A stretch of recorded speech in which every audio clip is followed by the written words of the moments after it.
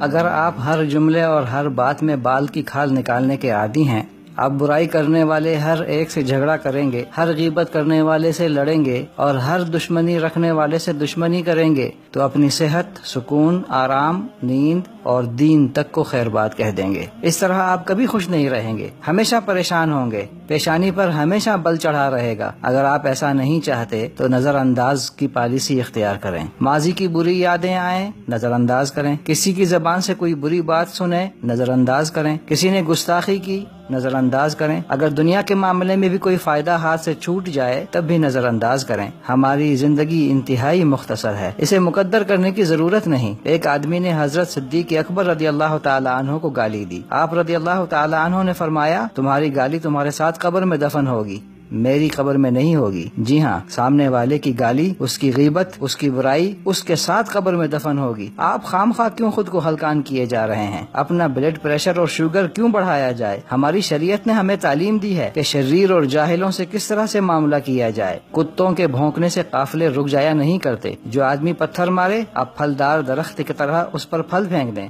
حضرت کلثوم بن حسین کا بیان ہے، میں نبی اکرم صلی اللہ علیہ وسلم کے ہمراہ غزوہ تبوک میں تھا۔ ایک رات ہم وادی خضر میں محو سفر تھے، لوگ دیر تک چلتے رہے، مجھے اونگ آنے لگتی اور میری اونٹنی نبی اکرم صلی اللہ علیہ وسلم کی اونٹنی کے قریب ہونے لگتی تو میں اچانک جاگ جاتا، اور اس ڈر سے کہ کہیں میری اونٹنی کے پالان کی لکڑی رسول اکرم صلی اللہ علیہ وسلم کی ٹانگ مبارک پر نہ لگ جائے، اونٹنی کو دور ہٹا دیتا۔ راستے میں پھر مجھے اونگ نے آ لیا، اتنے میں میری اونٹنی رسول اکرم صلی اللہ علیہ وسلم کی اونٹنی سے جا ٹکرائی، پالان کی لکڑی رسول اکرم صلی اللہ علیہ وسلم کے پاؤں مبارک میں لگی۔ تکلیف کی شدت سے آپ صلی اللہ علیہ وسلم سے بے اختیار کراہنے کی آواز نکلی۔